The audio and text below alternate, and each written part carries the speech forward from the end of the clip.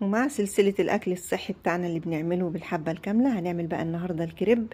بسم الله ما شاء الله. شايفين أحلى كريب الأحلى متابعين، تخليكم معايا للآخر وشوف ازاي هنعمله، وشوف ازاي لو حصلت غلطة واحنا بنسويها هنعالجها ازاي. الساندوتش ممكن نعمله ساندوتشات ايه، اي حاجة تعمليها في البيت هتكون صحية وتمام التمام من غير متاعب. هحط هنا في الخلاط 4 كوبايات من دقيق الحبة الكاملة، معلقة صغيرة من الملح، معلقة كبيرة من السكر، معلقة صغيرة من البيكنج باودر، وهنزل كده بفنجان من زيت الزيتون، وهضرب في الخلاط كويس جدا، واكون يعني متأكدة ان مفيش كلاكيع ومفيش اي حاجة، لاني مش هصفيه. لو صفيته هخسر النخالة اللي هي المفيدة اللي في القوام بتاعنا. تمام. ضربته كده في الخلاط وحطيت الجريل على النار. هبتدي اوزع بالشكل ده، وهدهن طبعا الطاسة بتاعتي.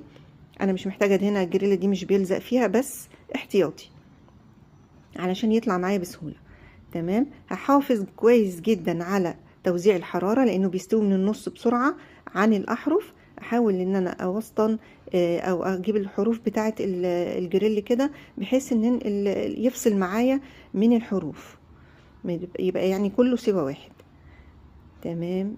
بالشكل ده هبدأ ان انا احافظ على التوزيع. هفصل بالاسباتولا كده، وهبتدي اقلبها. لو اتقطعت مني هقول لكم دلوقتي، لو اتقطعت مني هعمل ايه، هبتدي اعالجها ازاي. تمام.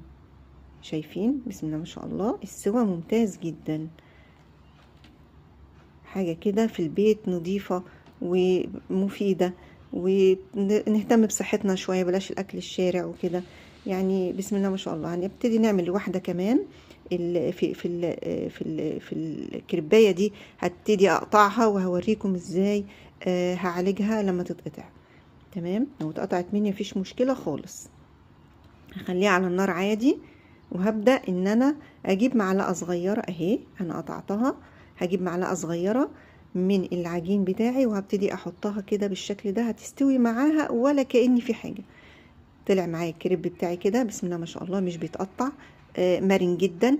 تعملي اي سندوتش تحطيه في الفريزر وتطلعيه هيطلع كأنه لسه معمول. حطي بقى نوتيلا، حطي شوكليت، حطي مربى. انا حطيت هنا النوتيلا مع قشطه اللي هي المعلبات عشان خفيفه شويه.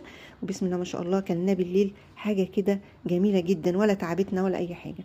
حطيت هنا كمان، عملت واحد بالجبنه الشيدر، حطيت عليه زعتر وزيتون وزيت زيتون، زيت زيتون عتيق، والزعتر دقة الزعتر الفلسطيني.